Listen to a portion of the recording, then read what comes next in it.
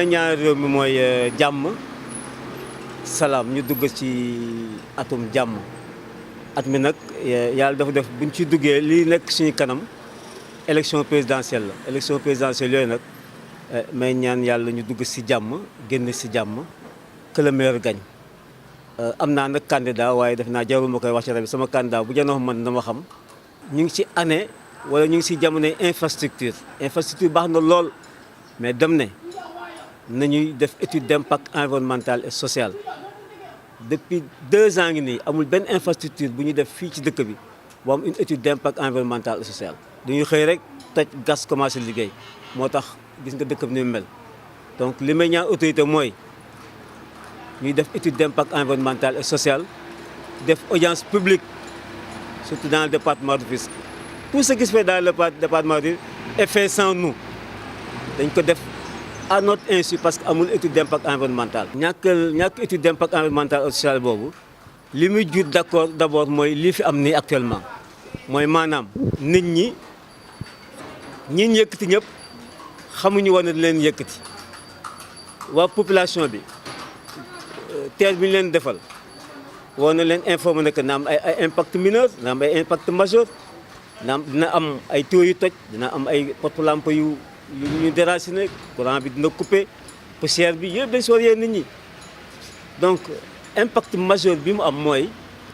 actuellement tey nit yi tey par exemple boo bëggee jógee nord jëm sud amoo foo jaar boo bëggee jóge sud jëm nord amoo foo jaar boo jógee est dem ouest wala nga jóge ouest dem est embouteillage moo lay téye trajet nord sud problème mu passerelle ngay am doo am passerelle boo jaar mais est ouest problème mu embouteillage ngay am donc actuellement li ñuy defal nii tey par exemple muy le TER boo leex l'autoroute à péage léegi Rufisque est divisé en 4 parties ba 5 y a la partie kii bi nekk entre l'océan Atlantique ak la route nationale. Maintenant la partie entre la route nationale et le TER, la partie maintenant entre le TER et l'autoroute à péage, la 5e partie c'est derrière l'autoroute à péage. Donc maintenant Rufisque est divisé en 5 te nit ñi yeewuñu woon ci loolu kenn yeewuñu woon ci loolu xam nga boo defee étude d'impact environnemental social def audience publique déjà képp kuy population rufisquoise képp kuy riverain képp kuy population du département di nga xam ne kat li ñuy liggéey nii lii la fii lay commencer fii lay yem parce que nit ki boo koy liggéeyal war na xam li nga koy liggéeyal fan lay commencer fan lay yem war na xam ne boo koy liggéeyal di nga ko yàqal lii di nga ko yàqal lii di nga ko yàqal lii bu liggéey paree jur lii ak lii ak lii loolu mooy audience publique boobu ñuy demander donc tout ce qui se fait actuellement est fait sans audience publique et c'est fait sans étude d'impact même su fekkee am na étude d'impact environnemental bon ñun par exemple ñun les communes jotuñu ko parce que l'étude d'impact environnemental bu tey technicien dafay pare mais dañ ko retourner à la base jox ko commune bi xool ko saytu ko def si waxtaan si population bi donc loolu moo ñàkk fii. TER bi sonal nañu Tëngéej kenn mënatul circuler ñun HLM léegi taxi sax mënatuñ koo am boo bëggee jógee marché dem HLM da ngay dox te loolu yëpp TER bee ko waral. te pareegul te bu paree dañuy fermer accès bi foofu te ñun amuñu échangeur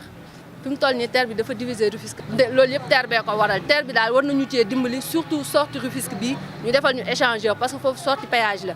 ñun ñii xam nañ ci dara léegi boo jógee Dakar sax boo jël taxi boo jël ne Tëngéej mu bañ ndege sortie Rufisque ñu xatee te lépp TER bee ko waral nañ ñu defal échangeur ñun loolu la ñuy réclamer waa Rufisque war nañu def échangeur fii war nañ def échangeur ci passage à niveau bi war nañ def échangeur pour sortie HLM bi instant bii nii waruñu woon toog di xalaat ay fu ñu war a jaar TER bi mu laataa taxaw yoon bu ñu war a jaar foofu loolu la ñu waroon njëkk am avant TER bi ñu koy tracer yoon mais fii yoon bi ñun yoonu TER bi lañ gis ñun gisuñu yoon bu ñu war a jaar te loolu baaxul ci développement Rufisque daf ko séparer en 2 baaxul sax si économie Rufisque. économie Rufisque. Tëngéej aussi temps yi amoon nañu mën a problème bu rëy donc muy problème mu TER bi fi jaar fii nii c'est vrai que ne population yi aussi maa ngi leen di ñaan ñu patienter c'est vrai que ne metti na trop déplacement yi fii nii à Rufisque c'était la catastrophe ay foo daan def 5 minutes boo moytuwul léegi 30 minutes 1 heure voire 2 heures de temps nga koy def Tëngéej fépp xat mais loolu aussi c'est vrai que ne nguur gi travaux yi terre bi jaar na Tëngéej ci bon ay contournement daanaka accompagnement boobu moo si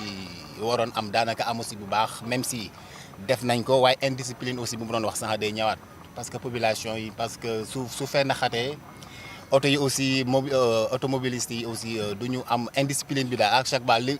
xam naa ne travaux yi dina xatal trop waaye aussi li koy gën a yokk ne dëkk bi day xat indiscipline bi ci la parce que ku nekk yaa ngi gën a di wane ne yaa gën a yàkkamti sa morom ñun ñëpp finalement ci tali bi la ñuy dajee bloqué affaire yooyu suñu gën a yaatal xol yi daal dinañ xool ni ñuy gën a kiiwee et puis ñu am patience tuuti parce que infrastructure yu demee nii doy nii ak ampleur bi mu am foog mu am ay causes ay dégâts ay inconvénients yoo xamante ne dinañ koy yëg waaye bés bu xasee ba pare moom daanaka après peut-être njariñu ñëpp lay doon que si njariñu ñëpp lay doon donc. infrastructure baax na trop mais infrastructure yi may gis nii du infrastructure bi ñu soxla autoroute à péage baax na c'est bon mais actuellement fii réew mi toll am na lu ñu gën a soxla éducation ba lekk bi naan bi njàng mi faju mi man daal li may woo président de la République li may autorité yi si réew mi mooy nañu gën a jublu si santé bi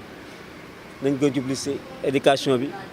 nañu gën a jublu nag def ay audience publique def ay études d'impact environnemental et social on a ces problèmes là nañu bàyyi xel si avancée de la mer ñu ngi daan wax dans 50 ans mais ba ñu war a dalee wax dans 50 ans léegi 10 ans jàll na si donc dama naan dans 30 ans dans 35 ans géej gi dina egg si route nationale nañ jublu si loolu nañu dembali si Ndar xool Ndar actuellement géej gi ni mu tojee Ndar song Ndar dëkkuma Ndar mais yaa xayti métti na am nañ yu gën a élémentaire yooyu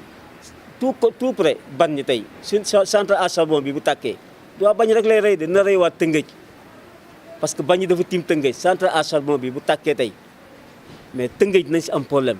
le port minéralier bi ñu payee def mais yooyu yëpp dafa laaj étude d'impact environnemental social ñu indi ko si nit ñi xam centrale bi ñu koy defar gis nga ni ñu koy xëy rek commencé tël rek gas commencé dugal léegi mu ngi nii pare na population bi ñu coow pourquoi parce que amul étude d'impact environnemental amul audience publique da ngay def audience publique si maire yi da ngay def audience publique si penc yi oo xale yi oo ndaw ñi oo mag ñi ñu wax loolu dama ne mu desit benn troisième point mooy Tëngéej ni ñu fiy créer infrastructure Tëngéej a besoin de bois de ville nañu créer ay bois de ville fépp infrastructure am war na am ay bois de ville maanaam ay garab Tëngéej daf soxla ay garab autoroute à péage bi ñaata garab la dindi des milliers d'arbres autoroute à péage bi nous a pris des milliers d'arbres le train express train bu bees bii ñu def nii TER bi ça nous a pris des milliers d'arbres ay garab jël nañu ay jàkk mais dañu war a fay ay garab benn garab boo dindi war nga fay 10 ba 100 garab loolu tamit waxaguñ ko dañ ko soxla nañu delloo suñu garab yi ñu déraciné toj nañu kër yi fay nañ borom kër yi mais garab yi nag ñun population bi ñoo am garab yi nañu jëmbatal ay garab wax ñu ay fleur de ay garab il suffit pas de dédommager les maisons mais il faut dédommager les populations si garab yi bu ñu jox xaalis nañu sa jëmbatal ay garab tey jii man bu ma xëyee bu ñu àndoon léegi sama buntu woon gis jëmbat naa ñaari garab tey sama buntu ko yàlla ma tim xam na ko dem ne nañ ñu defal ay bois de ville xam nga bois de ville la ñu soxla comme ay bois de Boulogne boo nee États-Unis y a des bois nga gis benn surface 2 hectares ñu def ko bois dañ ko soxla yooyu dina atténuer la poussière dina atténuer manquement bi am fii. tous les problèmes environnementaux du monde se trouvent à Rufisque problème environnemental boo gis si àddina rek Tëngéej la samp geenam avancée de la mer Tëngéej la gën a accentué déforestation Tëngéej la gën a accentué Tëngéej dafa amoon une dorsale boo xam ne ay garab rek la woon l'urbanisation sauvage tax na Tëngéej amatul benn tool lépp dañ na leen rek moo fi des sa gaa yi ko pare dagg pour jaay ko li ñuy def nii ci réew mi muy ay infrastructure dama ne du mën a yegguñ fa de mais du priorité réew mi infrastructure baax na trop mais du priorité réew mi